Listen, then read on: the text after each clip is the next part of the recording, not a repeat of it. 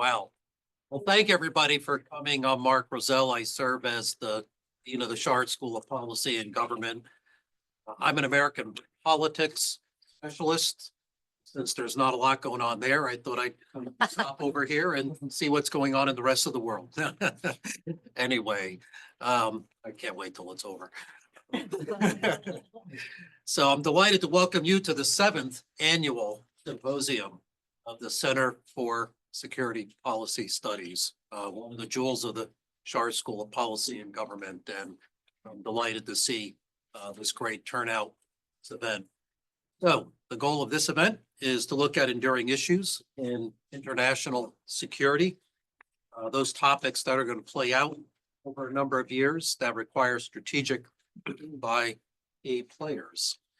And there we have so many conflicts in the world, right? 2.5 years since the Russian invasion of Ukraine, more than a year since the Hamas attack on Israel and the ensuing Israeli military campaign in Gaza. So we're trying to think about the longer term consequences and the policy challenges of these devastating wars.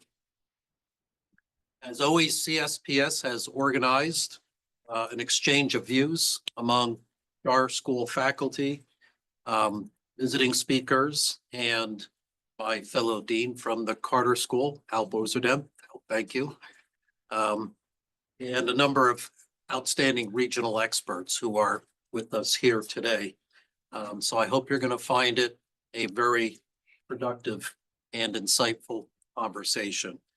So with that, let me turn the program over to my colleague, Ellen Leibson, who is the director of the center, and she is going to moderate the first panel. Ellen? Thanks so much, Dean Roselle, and I hope you can stay with us for a little bit and maybe hear some of our speakers. So I'm also delighted to welcome you all, and really this is the first time we've set up this classroom in this sort of convention, conference style. So I hope you're finding the room comfortable enough, and I hope you'll all help yourselves to lunch while you're here. As the dean said, our goal in this annual symposium is to try to look a little bit further out at the horizon, not to be just following the news in a kind of ambulance chasing way, but to think more broadly about how are these issues likely to play out. It's kind of difficult when you take on two wars that are still in very acute, active mode. So we're hoping that our speakers will be able to do both, think about the current realities, but also think about how they may play out over time. So our first panel is really to think about the strategic consequences for the US, but not only for the US, for obviously the parties in the region, for the regional systems that are in place in both Europe and the Middle East, and certainly for the international community writ large. So I'm really delighted that we're going to start with Colin Duick, my colleague, a long-term faculty member here at the Shar School, who's also a non-resident fellow at the Enterprise Institute. Colin Duick teaches one of our courses on grand strategy. So we've asked him to try to put these wars in the context of how does the national security system think about America's strategic goals? Where do these wars fit? Are they outliers or are they consistent with trends in American grand strategy? We'll then turn to two outstanding folks that I've known for a long time that are both really deep regional experts. And I don't know, Mike and Andrew, have you decided you have a preference on who goes first? Okay, so well, Andrew, who's the vice president at the Carnegie Endowment for International Peace and a great expert on Russia, including the only person I know who's written a graphic novel about Vladimir Putin. A rather original and very effective way to teach young people about foreign policy issues. So Andrew will examine Ukraine, Russia, then the broader European security environment. And then Mike Eisenstadt, a great friend and colleague from the Washington Institute for Near East Policy, served in the U.S. Army. He's been in a think tank for a good number of years. He'll also explore what does without explaining exactly how these wars might end, think about where might we be 2 to 5 years from now? What will the U.S. footprint be in the region? What will be the consequences for the drawdown of these wars? For this panel, I've said, let's work with the assumption that there's neither total victory nor total defeat. So we are somewhere in the messy middle of, but we're not going to address the who, how, why, where, when of how the conflicts end. That will be their second panel, and I will leave to our distinguished moderator of the second panel to frame that conversation for you about war termination and post-war issues. So for now, we're going to, a little bit go up and try to think strategically about what the consequences of these two wars are and will be. And I'm delighted to turn to Colin Dewick to go first. Our speakers have 10 to 12 minutes. Then we may chat among ourselves and we'll have plenty of time to take questions from the floor. Thanks, Ellen. I'll try to be brief, so just cut me off. And I'm really looking forward to hearing from both speakers who know much more about each of these regions than I do. So I'm just going to try to give a little bit of a big picture framework to start with. What I work with is the relationship between presidential leadership, foreign policy and grand strategy, and then domestic politics, actually. So I've done historical as well as current work on that, and I'll give you my take on Biden in a minute. But let me just say, grand strategy can be a term. Students sometimes find it a little bit intimidating. It really isn't. It just means that implicitly leaders have end means that they pursue. Ellen asked, what does the national security system think? I would say it doesn't. The system doesn't think, individuals think. So the president might have a set of ideas, individual advisors might have a set of ideas, and they don't always agree, of course. But I do think in the end, you can tease out from, for example, archival work, from speeches, from documents, and even sometimes from off-the-cuff statements, or even tweets. You can tease out what a leader's implicit assumptions are when it comes to grand strategy. What are our ends and what are our means? I think you could say that for Biden as well. So it's not always revealed in a document, a sort of official doorstop type thing. Here's our national security strategy, but those are certainly useful to read as well. Now, in the case of Biden, I do think there is a kind of loose grand strategy at work here. And I think all the people other than the president himself, I think the key figure is Jake Sullivan, that's my impression, not only because he's organizationally key, sort of getting this to work and getting it coordinated. He's the president's trusted advisor, kind of his right hand. Everything goes through him. But conceptually, he really is the one who thought through during the Trump years, and with a few other close associates, how do we respond to this shocking event of the election of Donald Trump in 2016? What does it mean for Democrats specifically when we're talking about foreign policy? And I think that the conclusion that people like Sullivan came to was we have to recognize that Trump may have been right about at least a couple of things up to a point. One is China, right? That we're not going to go back to the Obama approach on China, but we want to sort of do it in a way that's more, I guess Sullivan would say, more nuanced, more sophisticated, what have you. Another is trade. And actually, Sullivan's been very clear about this. We're not going back to the golden era of free trade and globalization. The world is flat. We're recognizing that a lot of Americans feel that at a minimum that they have not benefited from globalization as well as they might have. This is particularly true among working class voters. And obviously that was part of the shock of 2016. You had these key, I don't need to tell you, everybody knows a few days from now, there's going to be counties in the Rust Belt that are going to decide who's president. And it's obvious that both candidates think that those counties are protectionist. So you'll notice that Vice President Harris isn't running on a free trade platform. So Democrats have adapted to this reality. It is a political reality, and Sullivan put it into an intellectual form, I think, pretty effectively. You can look at his speeches over the years on this. So that's the second point, that I think there's some continuity. Michael and I were just talking about this before the panel began. There's some continuity between the administrations on China, on trade, and third is sort of the notion that, there isn't any more a strict division between international and domestic. You have to have the support of the population, or you're going to be in for some rude surprises, right? Republican foreign policy elite, I can tell you from firsthand experience, had a rude surprise 2015, 2016, when it got too far out of touch with ordinary Republican voters. So I saw this myself, and I can tell you that was a shock.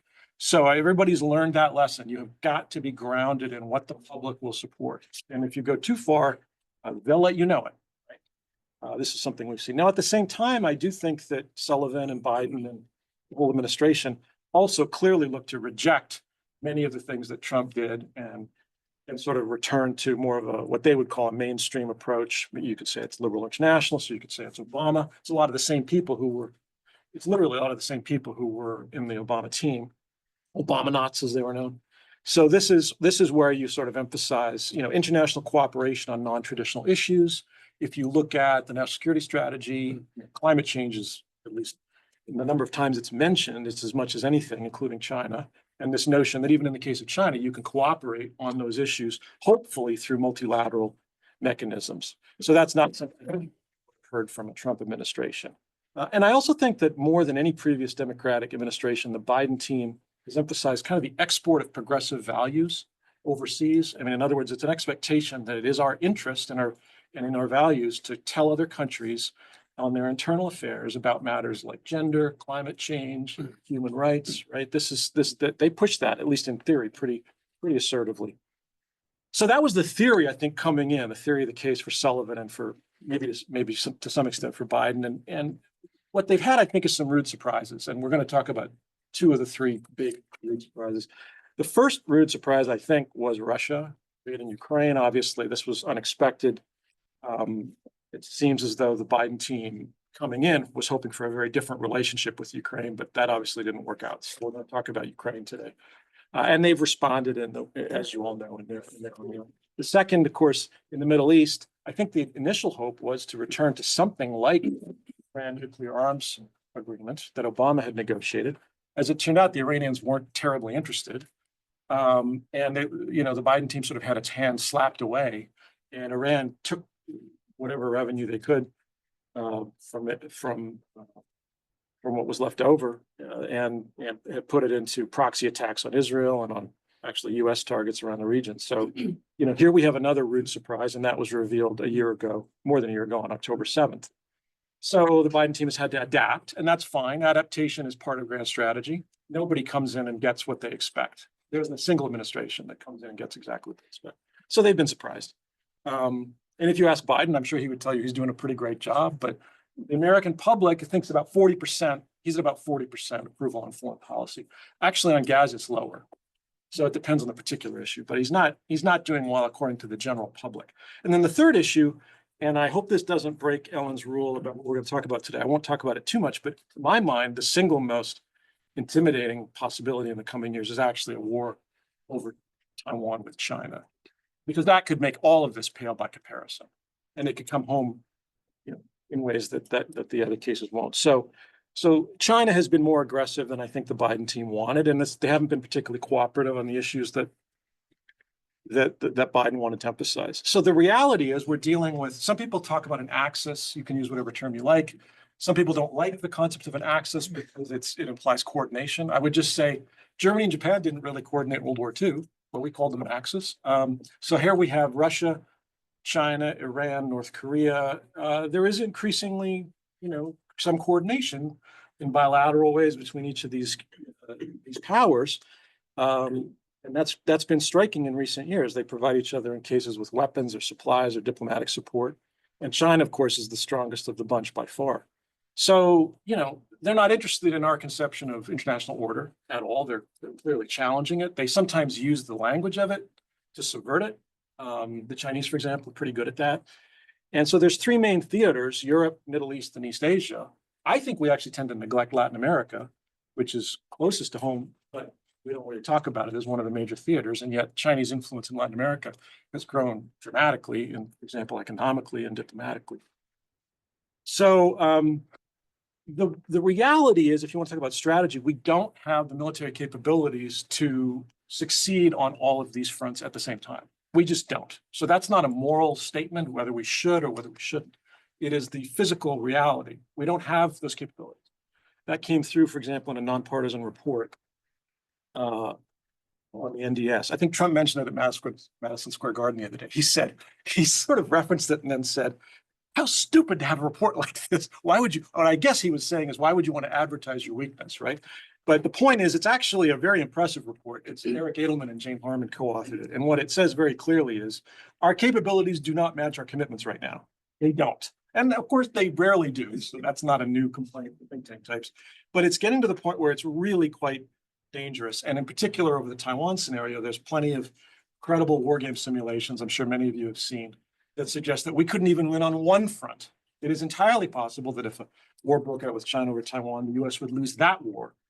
That's not even considering what's going on in Europe or the Middle East. So, I mean, that's the reality if you just sort of look at the chessboard. And strategy is about trade-offs. It's about limited resources. It's about tough choices. It's not just about talking, and it isn't just about moral denunciations. You have to close that gap. There is no other choice. Now, I'm not going to, in 3 minutes or 4 minutes, I'm not going to give you the Dweckian answer to how we close this gap. There is no magical answer.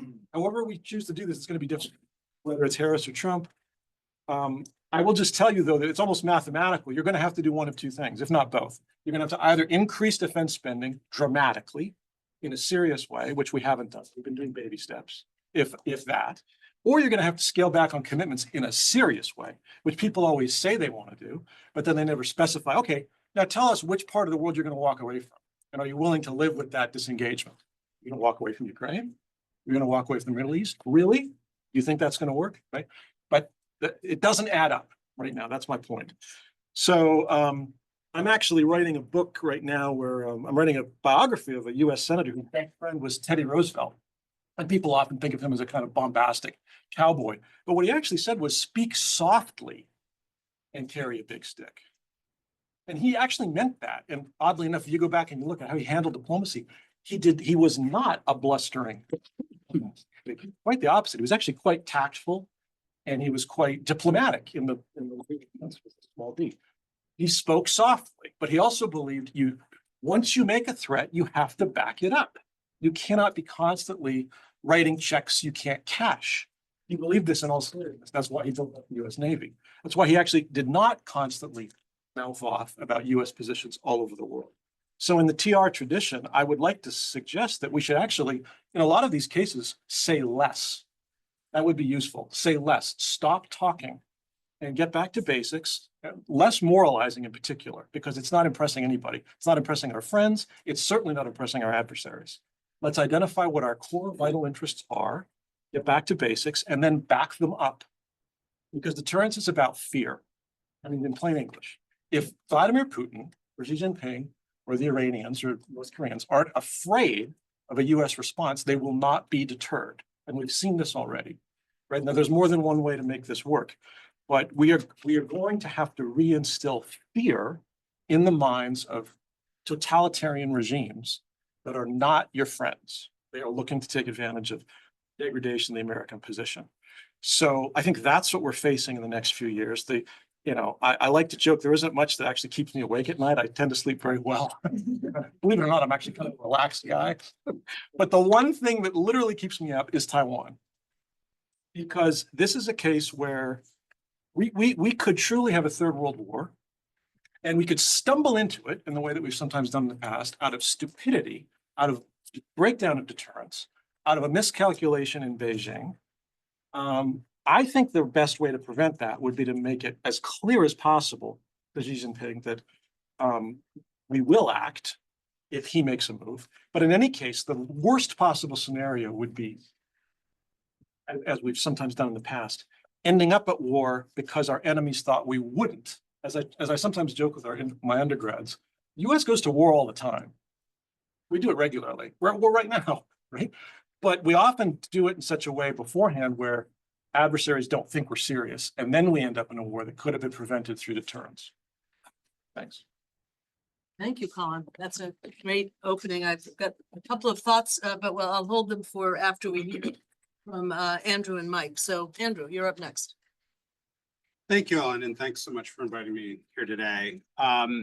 And I now have taken a note that I should never agree to speak on a panel after Colin. There's a lot on the table for me to add, but I'll do my best. And whenever I talk about Russia, I always start with admonition to myself that experts who work on Russia, Ukraine, and the wider region need to demonstrate a lot more humility given our recent track record. And so if you had predicted that this mid-level undistinguished former intelligence operative Vladimir Putin would have spent as much time and power as he has and amassed presumably a vast fortune and such a dominant presence on the international scene. I think, you would have been a remarkably prescient analyst. And I can't think of anyone who was.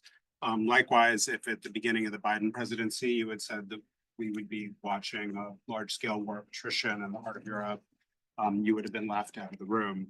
And then, over the past 3 years of war, more or less, I am not aware of any analyst who has been able to sort of predict the twists and turns, including the one most recently, the deployment of North Korean forces on the Russia-Ukraine border. So against that backdrop, I wish I had some reassuring things to tell you, or original things to tell you, but I'll do my best.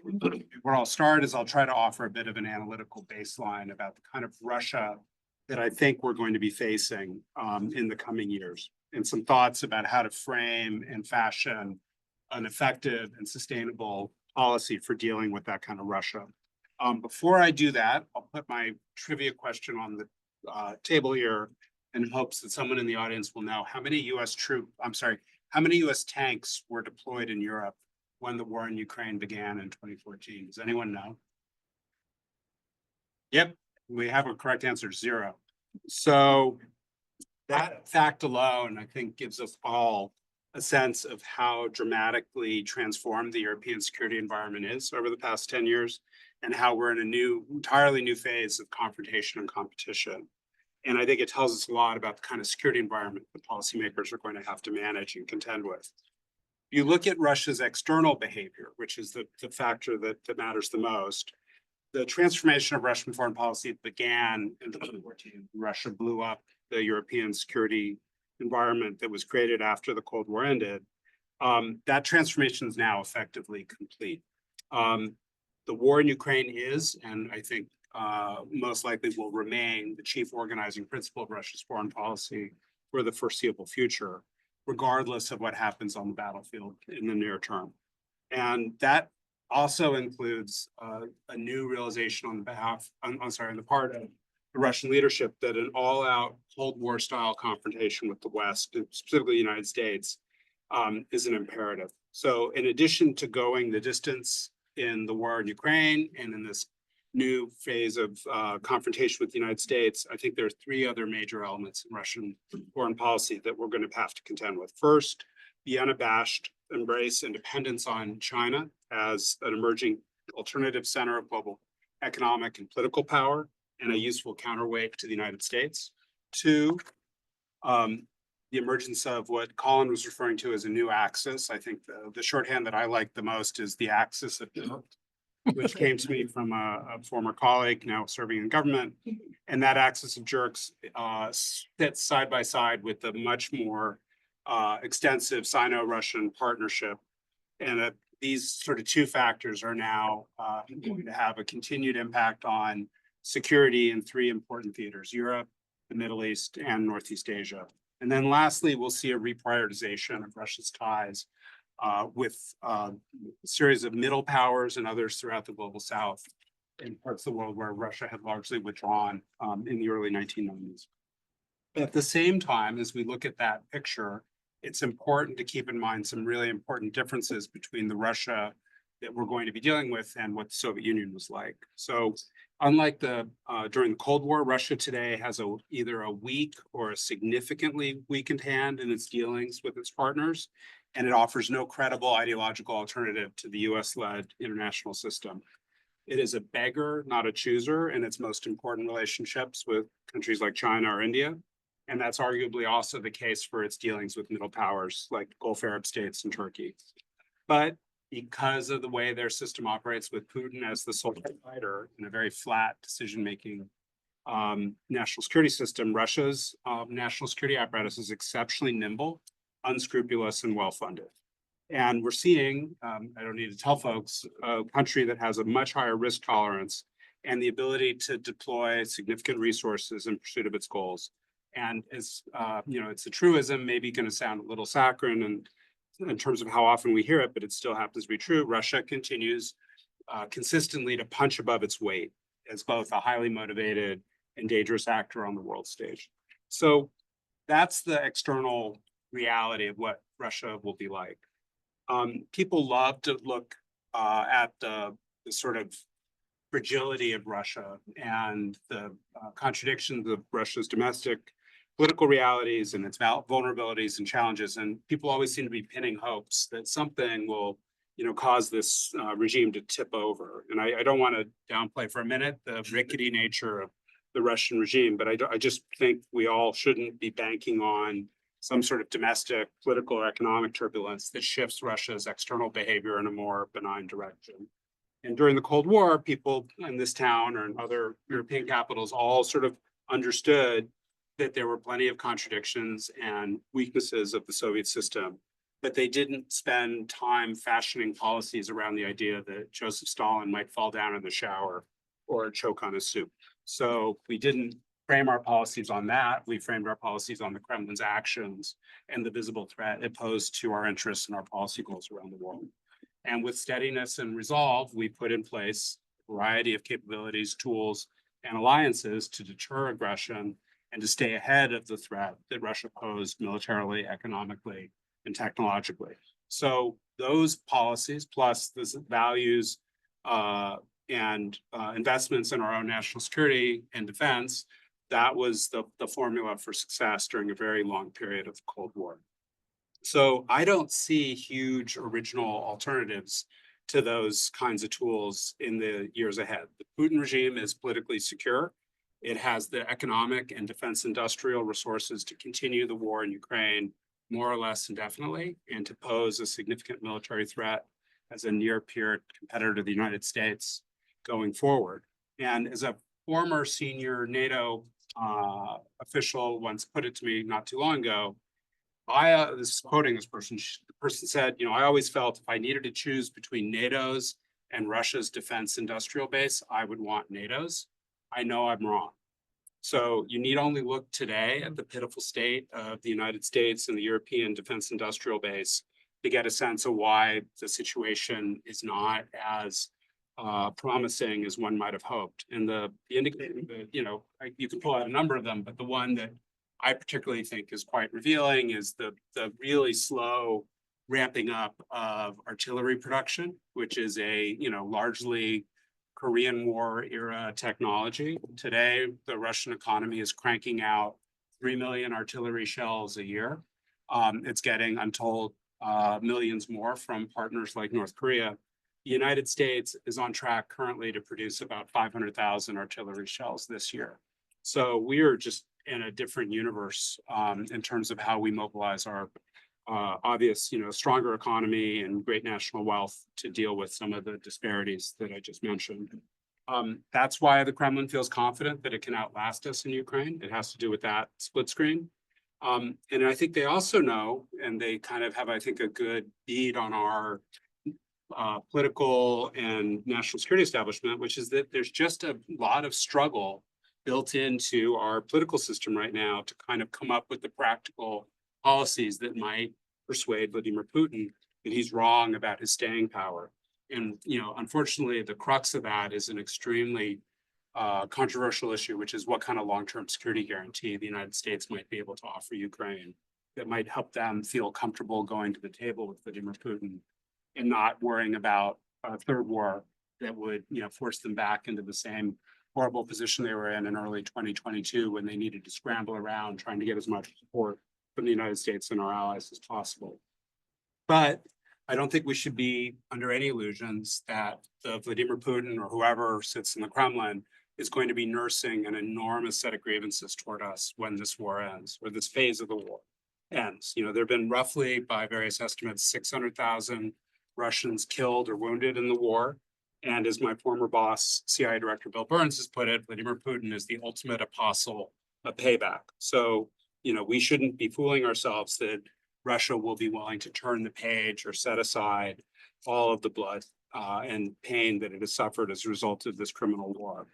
The roots of Russia's insecurity and inferiority complexes toward Europe and the United States stretch back centuries, and they are only going to be deepened as a result of this war. And that's just to sort of tick off a few elements of what that new landscape is going to look like for the people sitting in the Kremlin. The first is a hostile and heavily armed Ukraine, hell-bent on revenge for the criminal activity that Russians have engaged in terms of atrocities, human rights abuses, and war crimes. Two, a national security establishment here and in Europe that once again sees Russia as the primary threat.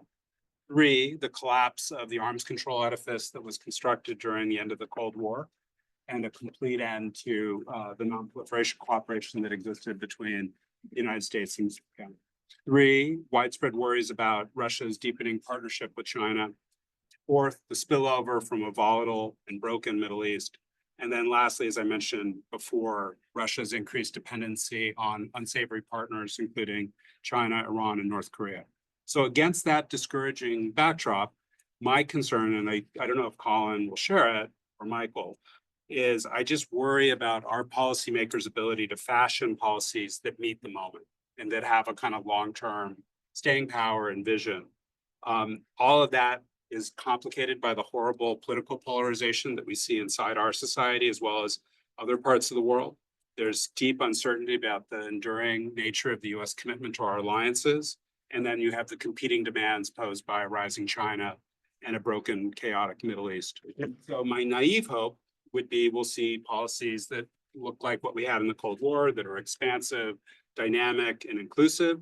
But what I fear more likely we will end up with is something that Boris Yeltsin's longtime prime minister, Viktor Chernomyrdin, used to say about Russian reform efforts, where he said, quote, "We wanted the best, but it turned out as always."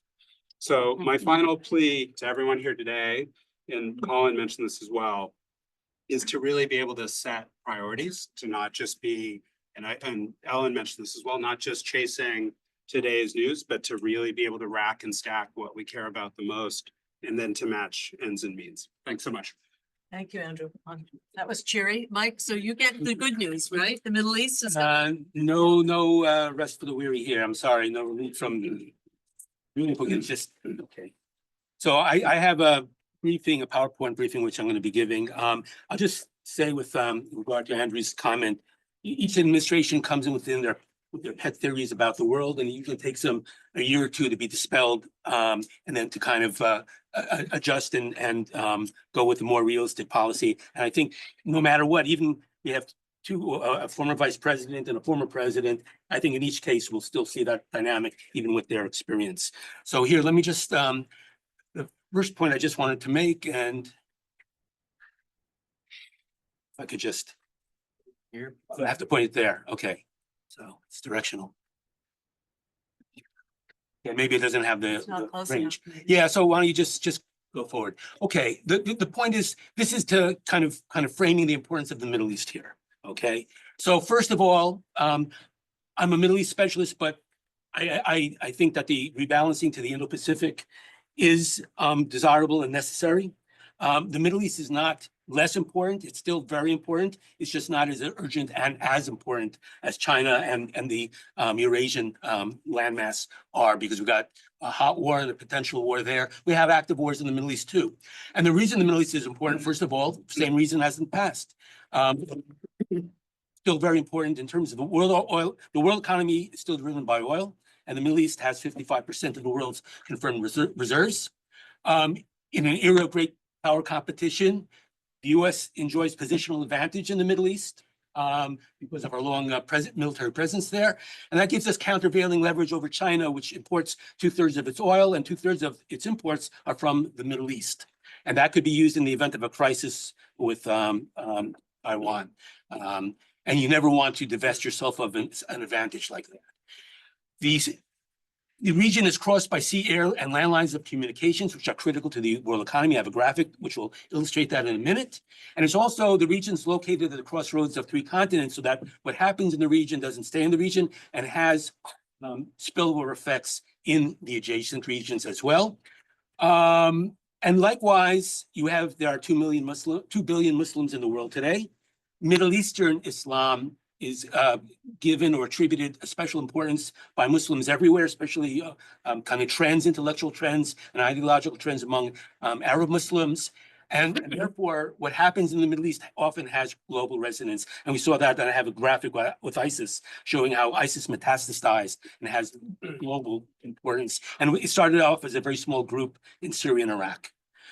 WMD proliferation, next phase, the Middle East has seen the most instances of use of WMD, mainly chemical weapons of any region in the world. And the next phase is nuclear. Okay, so not only are they developed there, but they often get used. I hope it's not the case with nuclear, but we'll see. This year might be critical for Iran in that regard. The mantra of the current administration, leading with diplomacy, it's a great idea. I have no problem with that. But you need both the military instrument to be used in tandem with diplomacy, and sometimes you need to use force to serve as a catalyst. And so that strategy in the 73 war is a brilliant example of that, of using a war in order to catalyze the diplomatic process. And also, let me just say, as Americans, we suffer from solutionism. We always want to solve problems. And we have to recognize that sometimes there's certain problems that can't be resolved, they can only be managed. And that's very hard for Americans to accept, especially when you get to Israel-Palestine and that issue. We could talk about that after. That was also a problem in Syria. President Obama said, no way you can solve this militarily, therefore we're not going to do anything. We still had vital interests, and we needed to shape that outcome there, and we didn't as a result. So, and the final challenge in terms of the US military is right-sizing the US presence, and plus rethink our approach to the use of force. Deterrence, I would argue, a lot of our senior leadership, I think deterrence is a skill that we learned a lot during the Cold War about nuclear deterrence. We're now dealing with issues related to conventional as well as nuclear deterrence. And I think when you use terms like restore deterrence, which indicates, deterrence is a dynamic process. When you say restore, you make it sound like as if it's a one-step steady state. Once you restore it, it's back to the default. And deterrence is always contested. So I think the mindset of a lot of our decision makers, next please, is incorrect for the challenges that we face. We'll talk more about that in a minute. This just illustrates, again, oil is about 30% of primary energy use in the world. It's going down, but it's still going to be very important for decades to come. Next slide, please. Here, just to show upper left here, the Middle East. Still, look, it's the largest single source of oil. Not going to China, other Asian countries. So the Middle East is still very important, and it's important for us because these are major trade partners of us. So if their economy gets a cold or gets sick, we get a cold. Next slide, please. Just to show, 3 of the world's most important choke points are, if you could go back. Okay, no, back one. 3 of the world's most important choke points are in the Middle East here: Strait of Hormuz, Bab el-Mandeb, Suez Canal. Next slide, please. This is just to show Dubai has emerged as a major regional hub for communication between Europe and South Asia and Europe and Asia. That's only going to get more important in the future. So again, disruptions in the Middle East in air travel has economic and consequences. Next slide, please. Submarine fiber optic cables, 17% of world internet traffic goes through the Red Sea. Okay, you see this very intense area there. There's I think 17 cables. I'm not quite sure the number, and it's about a dozen cables maybe. But 70% of world internet traffic, again, e-commerce, communications, very important. The Houthis have threatened to disrupt those, and they've apparently broken 1 or 2 of them to deliver on that threat. So again, another reason why the region is important. Next slide, please. Okay, and this is just to show that, again, that started right here of a few thousand people eventually created an idea that had global impact. And again, that's why the Middle East, what happens in the Middle East is important for the rest of the world. Next slide, please. Okay, just to make a point here, the Palestine-Israel or Arab-Israeli conflict is not the Middle East conflict. These are other wars in the Middle East. And you see the number of people killed here, as grievous as it is, pales in comparison to other conflicts in the region. But for various reasons, these conflicts loom large again, for Muslim communities around the world and the like.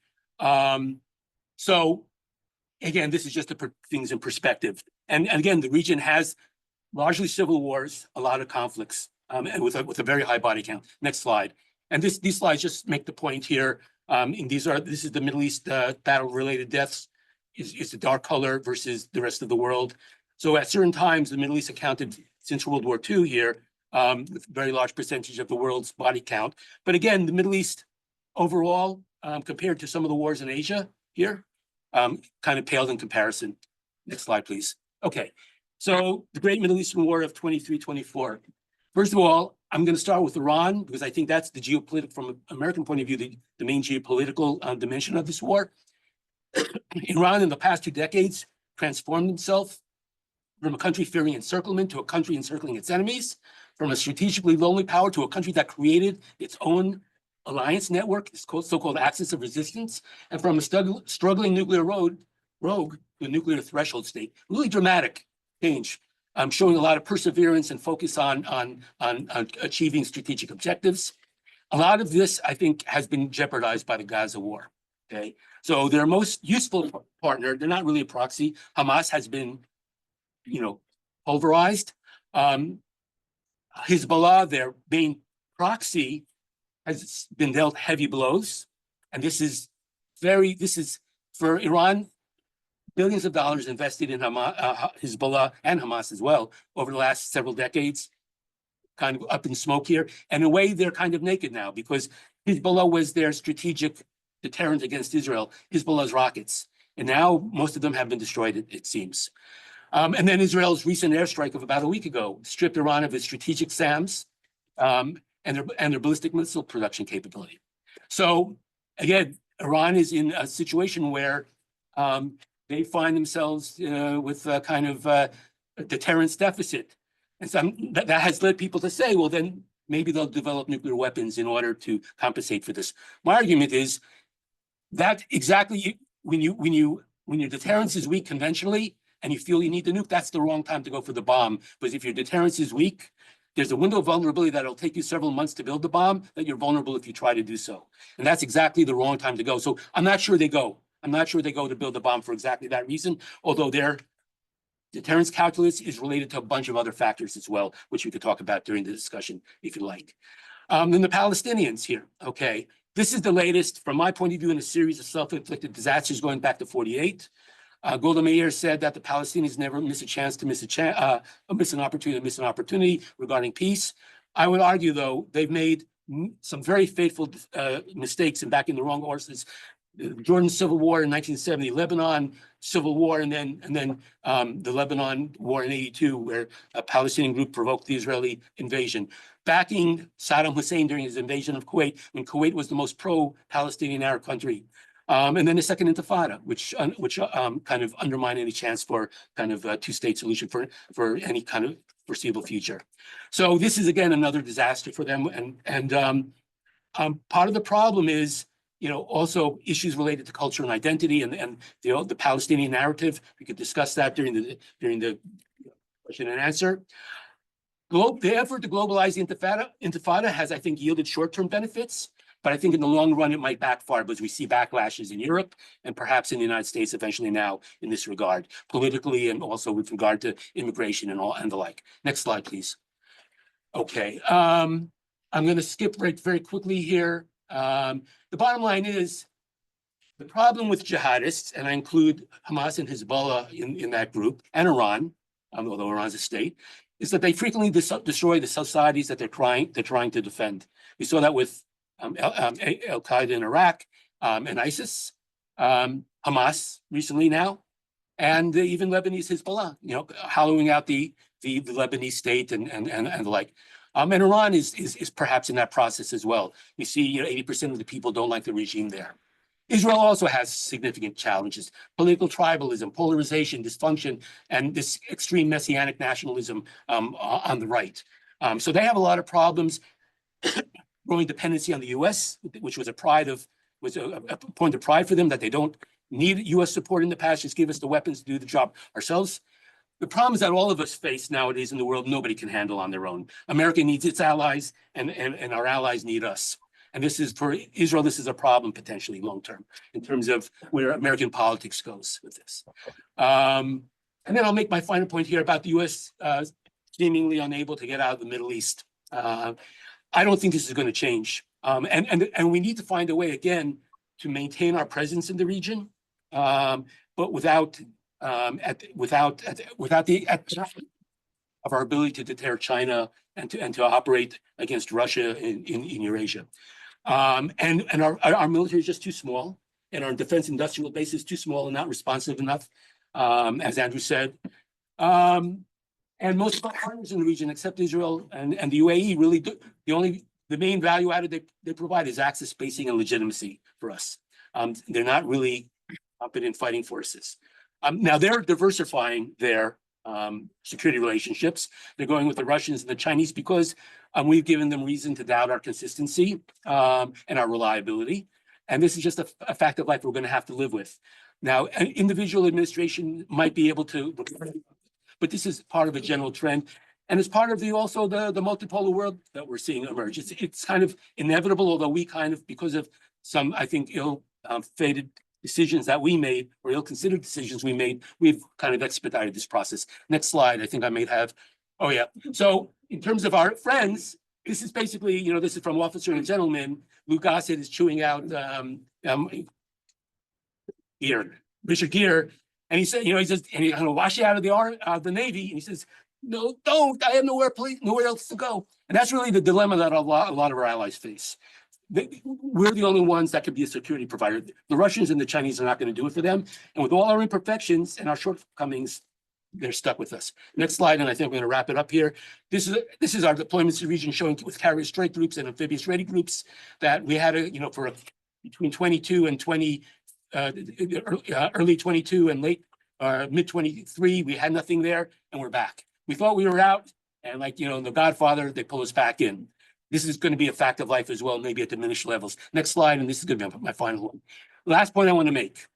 A lot of the region's most formidable challenges are related to cultural and ideological issues, governance models, and it's related, gender hierarchies, which is related to this as well, which, I know some of you may know Mary Caprioli's work about this, the relationship between gender hierarchy and conflict, and demographic pressures and large youth bulges. The Middle East is off the charts in all these areas, and we don't have the tools to deal with these problems. AID does some of it, plays a little bit in this space, but we don't really deal with this. And these are only going to be exacerbated in the future. Climate change and pandemics and economic shocks.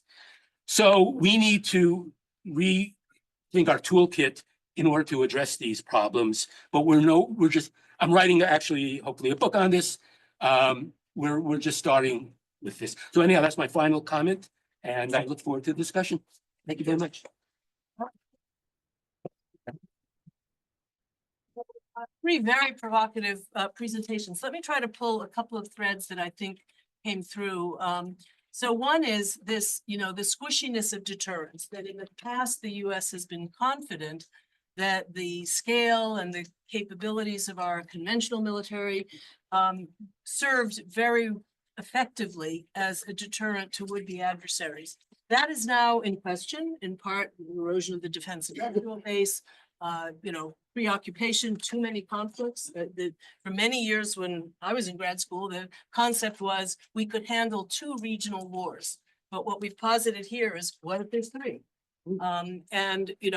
What are some of the sort of physical and even numerical limits to American power? A more subtle or abstract way of saying that, and I think Mike said it, but I think it was implicit in the other remarks as well, was, we are in this awkward period of recalibration of American power, both relative and absolutely compared to others in the international system. And our own, bureaucracy and, conceptual thinking hasn't quite found a new equilibrium point. We don't really know how to talk about shifts in American power compared to others.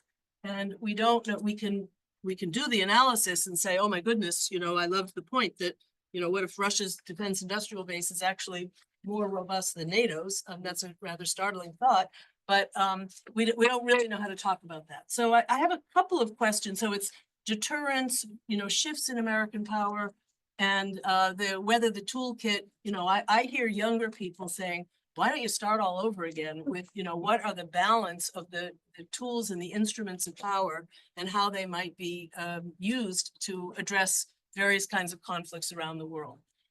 So a lot more on the civilian side, on anticipating human security challenges, et cetera.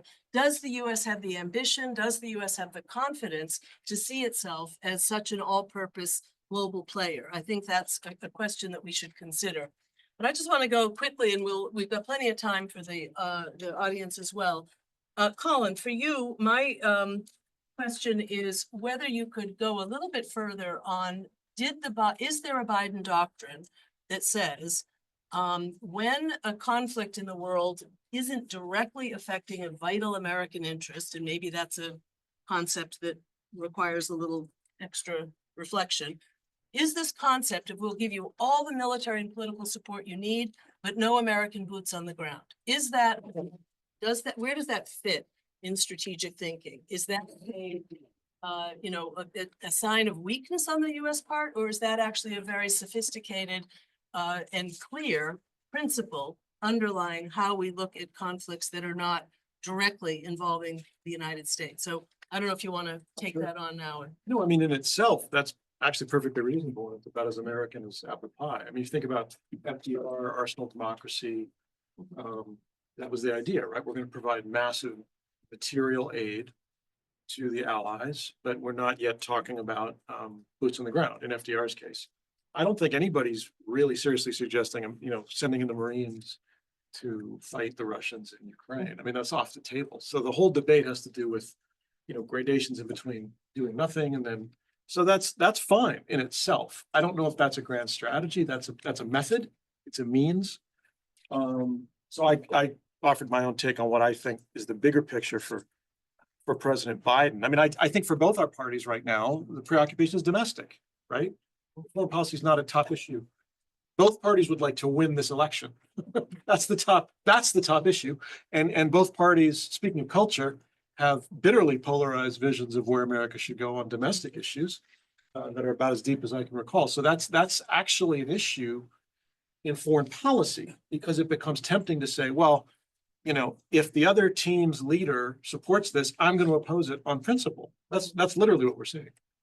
But I guess there's an interesting question of whether we had become more directly involved in either defending Ukraine or I guess supporting Israel against terrorism, or, trying to be more interventionist and stopping the fighting in Gaza. Would that have changed the outcome of these conflicts? Would, an alternative, so we see restraint on the part of Biden, sort of setting some boundaries to what's our level of involvement in these wars. If we had been less restrained, will there be that bitter aftertaste that happened after the first Gulf War, for example, where part of our national security establishment said, why didn't we get rid of Saddam when we had a chance? Why didn't we go all the way to Baghdad? So the what ifs, if only we had done it differently. So I'm just curious. I know we're still in the moment. These wars are still hot wars. And so we can't really think through this scenario, but was there any debate on the more,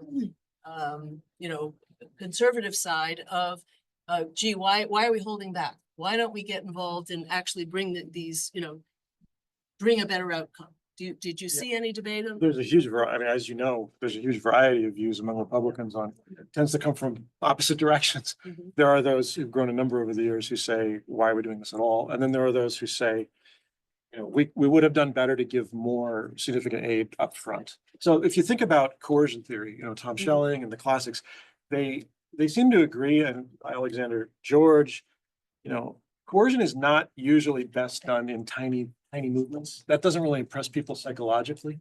What seems to be more impressive is something a little more blunt. The late Robert Jervis pointed out this as well, that sometimes in international politics, it's possible to be too subtle. I mean, you really want the message to get through. What's the warning? What exactly are we threatening? And then, is it taken seriously?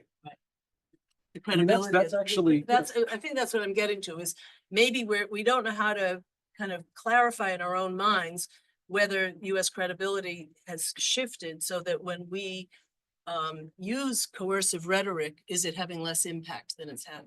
There's a movie years ago, I think it was, Dustin Hoffman or somebody like that. And he did baby steps all over the place. Baby steps, baby steps.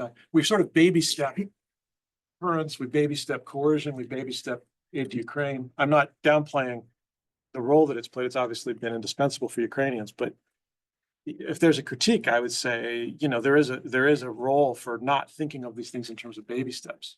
Mhm. Mhm. Thanks. And so let me turn to Ukraine next, because Andrew,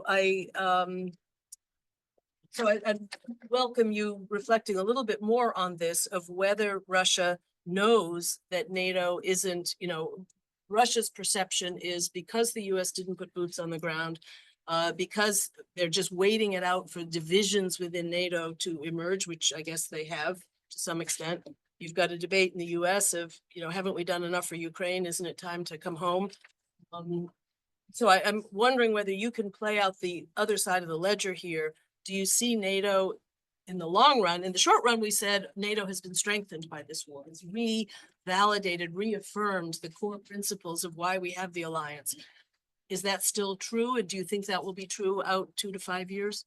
Do you see NATO as sort of, taking a hit from its own performance in this war?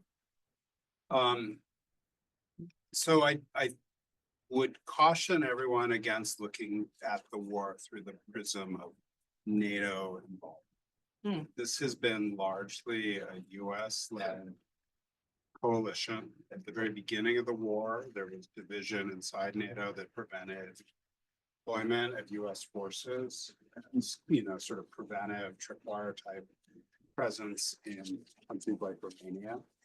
So the diplomacy has involved a kabuki to try to show there's 50 countries and everybody's doing their part, but it was a US-led effort from inception in terms of the amount of equipment Ukraine has received that was coming out of US stocks, and US-led effort at the US European Command in terms of supporting the lethality of Ukrainian operations in the fight. There are, since the initial months of the war, there have been, significant European contributions to, provide economic assistance, to kind of try to make the dollars to dollars comparison look more favorable. And there's a political imperative behind that because, Congress has, allocated considerable tens of billions of dollars to allow the United States to play this role and wouldn't do it if Europeans weren't matching. And then we've seen a broader effort that's included Israel, South Korea, and others who don't want to be identified publicly, who have, for example, allowed sending, for example, ammunition, artillery shells to the United States that then frees us up to send things from our stockpiles. So that, to me, is kind of the multilateral piece of this more than anything. That NATO, qua NATO has done. And there's been a lot of reluctance inside NATO member countries about NATOizing things that are currently US-led, both because of a fear that that'll somehow make NATO look like a participant in the war and be a kind of slippery slope to some form of military involvement. I'm not super worried about that as a risk, but it's inhibited good things from happening. And then, we hear a lot of talk in Washington about Trump proofing the war effort. The limits on our NATO-izing the conflict, I hate some of these terms, has made that task all the harder, right? Because it's still a US-led operation. The downside, as much as the US Defense Department and the intelligence community have these just unbelievable unique capabilities to, do stuff fast that's really impactful and that has helped keep the Ukrainians in the fight. There's a downside to that, which we didn't really talk about, and I don't think Colin or Mike did either, is it one turns the Pentagon into a version, one of my colleagues says, of Amazon Prime, where their function is like, let's move this package to the fight, by the end of next week. And what do you need? And that just kind of consumes a lot of the bandwidth of policymakers. Is this very, 50-meter proximate challenge, as opposed to the bigger question of like, how are we going to do this war if it lasts a long time? Right? It's a lot easier to focus on the Amazon Prime role. And then secondary to that is that, the politics of our country are just rotten, to the core right now in terms of sustaining commitments, right? Everyone in Europe is worried about possible US withdrawal from NATO.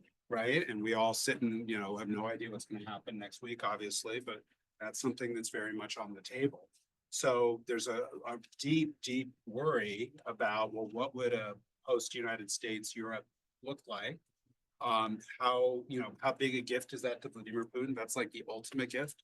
Russian leaders have been dreaming about a US withdrawal from Europe for generations. And then lastly is, nobody on,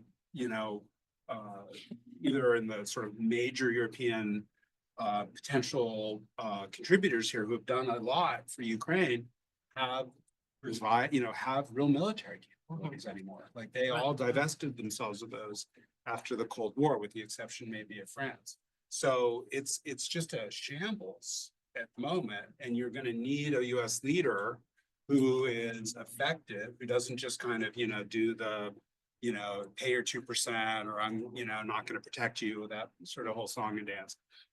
These are longstanding problems in US foreign policy of free riders and having allies that, turn to the US and don't want to do it themselves. Like these are not problems that will go away tomorrow. But the question is, we are,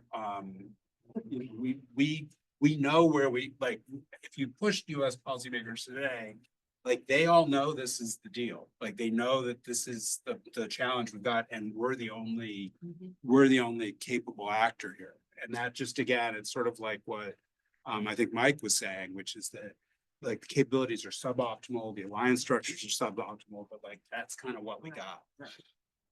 Thank you. I'm going to leave to the audience to ask you about Ukraine's future in NATO, and maybe that'll come up in the other panel as well. Mike, I'm just going to focus on one issue. I found it, and then I'm going to open it up to the floor.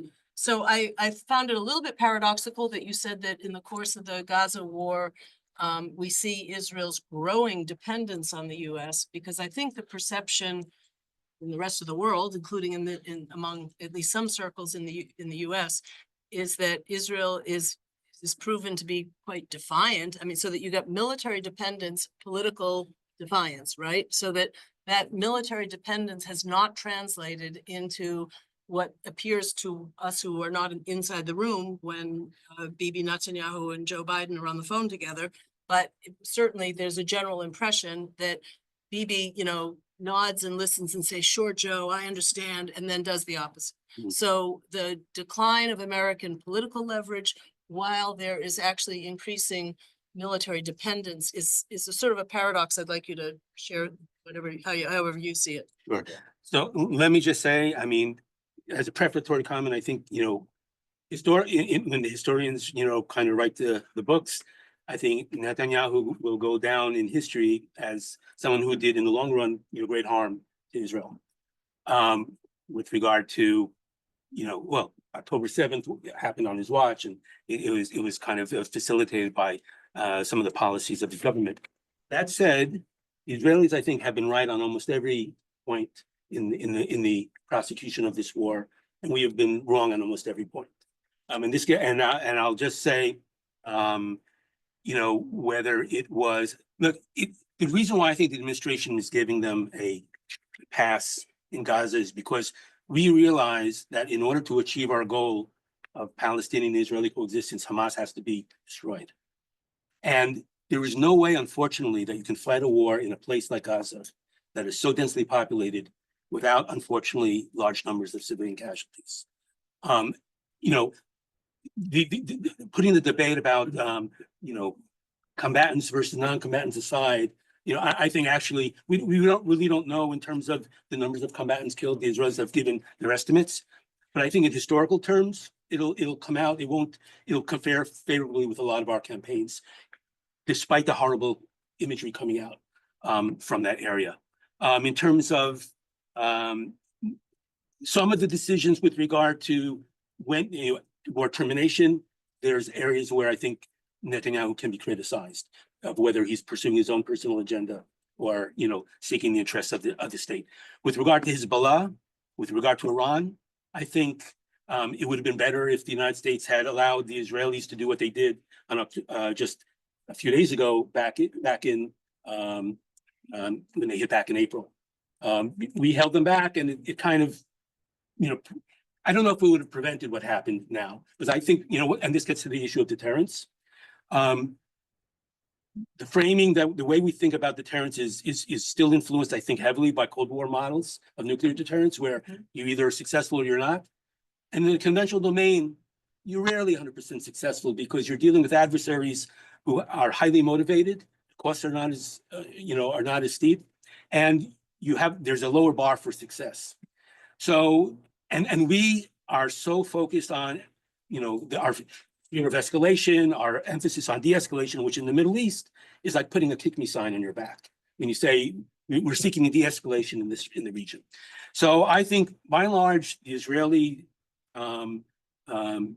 decisions with regard to war, for the most part, on the major issues, on the major decisions, I think were correct. And I think from the point of view of American interests, I'm glad they ignored us. But that said, I think they've probably achieved all they're going to achieve in Gaza pretty much now, and it's time to probably look to wrap that up. And they're already signaling that they're looking to wrap up, Lebanon, and they're focusing on Iran. And what they did in Iran serves our interests, to strip away their air defenses and to neuter their ballistic missile production capability, which has implications for Ukraine. That's in our interest. Now, I don't think they hit any of the drone sites. It's not clear right now. But that would be, if there has to be a next round, I hope they'll go for that. And this is the bottom line is, I think we're in a pre-war, to channel my Walter Russell Mead. I think we're in a pre-war era, and we need to think, right now we're kind of in the way Israel was before October 7th, focused on our culture wars and our domestic nonsense. Whereas if we don't play this right, we might find ourselves in another world war. And therefore what we do in the Middle East has bearing on that. That was very compelling. I've got Mark Katz, and I just want to, and I'll go to you next. Okay, Mark? Mark Katz, Professor Emeritus now. My question is about the cohesiveness of the axis of jerks. Now, people talked about how, they seem to be all agree that they're against sort of the Western-led order, the US-led order, but they appear to have different ideas about what they want. But in other words, whatever their differences are, so far they seem to be working together pretty well. I'm sort of wondering at what point does this change? In other words, does there have to be a perception that we're really doing badly before they fall out with each other? Or can we pursue, as some people talk about, wedge strategies? Can we somehow, act to divide them? But if so, with which one of these jerks do we swallow our pride with to try to work with against the others? Thanks. So I'm just going to remind everybody that we're going to switch to the second panel in less than 10 minutes. So I'm going to just encourage everybody, short questions, short answers to the extent possible. Okay. So just so we can let some more questions in. Who is your question directed to? Anyone who wants it. You had the. I'll just say, you had Mark, the axis of yeah, jerks. just really quick. I think that you're right to say that these countries have lots of potential areas of disagreement. They're united by their view about us. And I would never underestimate the degree of short-termism in Russian behavior and thinking. So Vladimir Putin needs Iran, needs North Korea, needs China right now to prevail in Ukraine. And so a lot of the other stuff is sort of manageable from his standpoint. The only thing I would just say, I'm not sure the way ahead is to peel one away or to kind of engage one. Again, Iran might be the weak link right now. And again, Iran and Russia, no love lost, tremendous historical distrust. They kind of deserve each other in a way.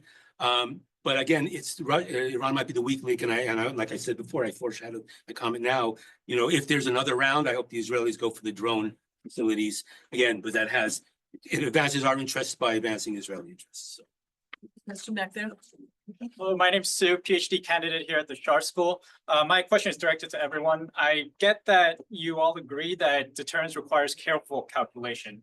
If we call Biden's boycott of the 2022 Winter Olympics in Beijing, where 4 days after the Ukraine war starts, and the Afghanistan chaos of US withdrawal, what is the next step to make sure that the calculations going forward at certain critical points are well thought out? Is that something that's done in the foreign policy department, or is that something that the general public and the current election cycle can have influence on?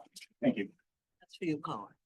So in the case of China, let's imagine that Chinese leadership sits in Beijing and looks at Taiwan and says, we're not going to accept this indefinite separation, right? It's just a matter of time. They're going to make a calculation. They're making one right now. Obviously, they've decided today, not as far as we know, we'll see today, not to invade, right? So we want to keep that definite. We want that to be the calculation every single day from now until the end of our lifetimes, right?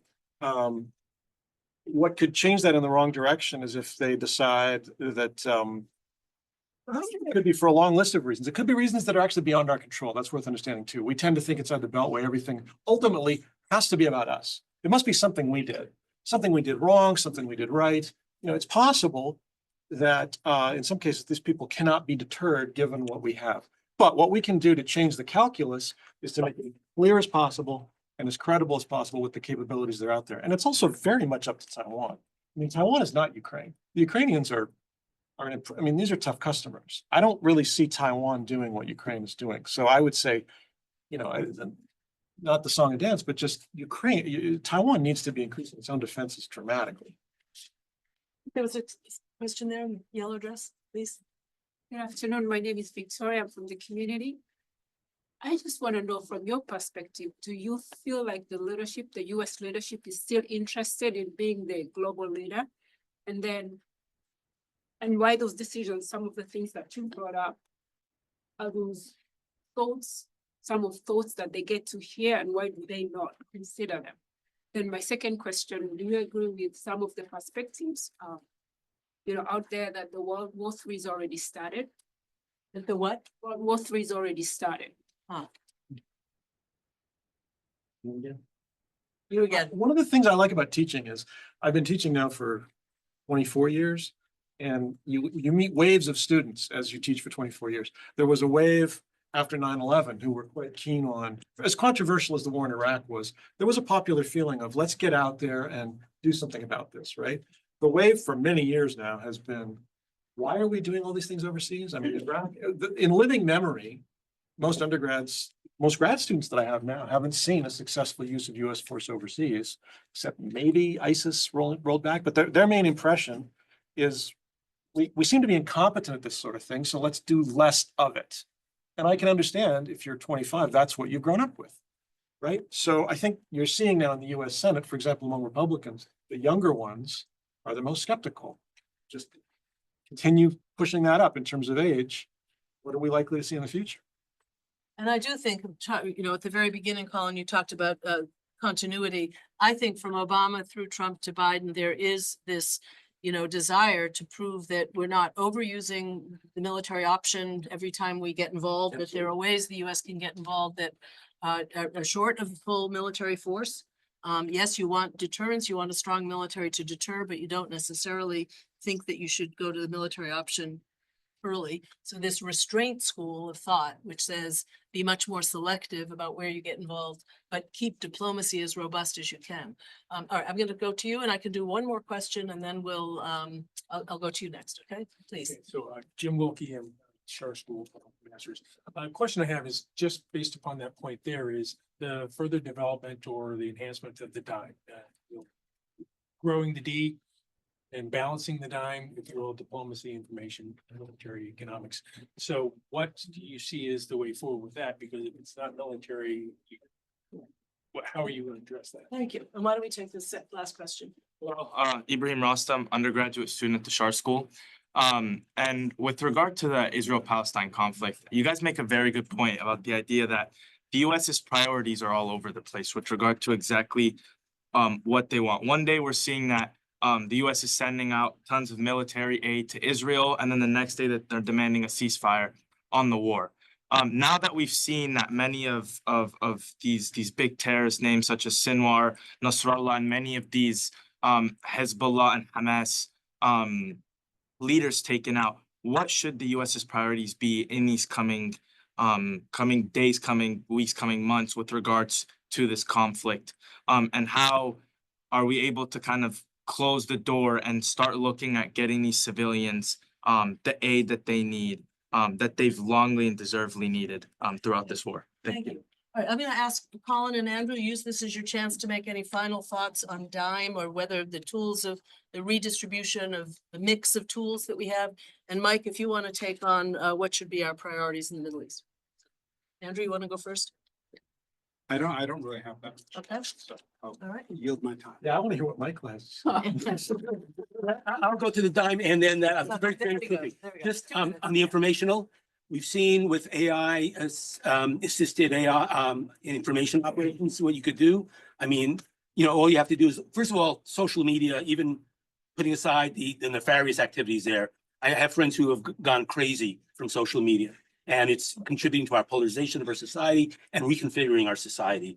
And this needs to be an instrument of foreign policy for us as well, both from a prophylactic point of view to protect us against these efforts, as well as to use it to shape, adversaries, politics in ways that advance our interests, and so we could do well by doing good, hopefully in the world. And I think we're way behind the power curve on this, but there's real constraints on our ability to do this. 1 minute, Mike. Yeah, that's fine. The problem with, for instance, with humanitarian assistance in Gaza, that the Israelis are doing, first of all, they're doing a terrible job of explaining what's going on there. Plus, there's probably mixed motives there as well. But their concern is that with humanitarian assistance, once it gets in Gaza, large quantities get diverted by Hamas, and they use it to reconstitute, to reestablish their control and their networks. And the problem is a lot of the NGO community and UNRWA is complicit in this because they're neutral and they don't want to get in trouble with the de facto powers on the ground. And therefore they go along. We saw this in Syria as well with humanitarian groups. Some of them are just good, well-intended, and others are not, actually, from my point of view, but they all get captured by the powers on the ground. And if you don't want to see this repeated in 10 years from now, we have to find a way to distribute the aid without allowing it to be diverted by nefarious. But it has to be reconstruction, humanitarian assistance, and building political structures there. Gaza, I don't have the answer for. Lebanon, there's still a government, but the political class is just utterly. I know we'll hear Rhonda. I'd like to hear what Rhonda says, but they're hapless, and I don't have much hope for there as well. So I'm sorry, I can't give you a lot of reason for hope. But that's why I said this is a long-term project of cultural and political change in order to get to a better place. It's not going to happen quickly. So we didn't promise you a rose garden, and we didn't give you a rose garden. We're talking about 2 wars in which the costs and the challenges remain very serious. I'm going to just ask you all to please stay seated. We're going to roll immediately to the second panel. So over to you, Alp. You're in charge now.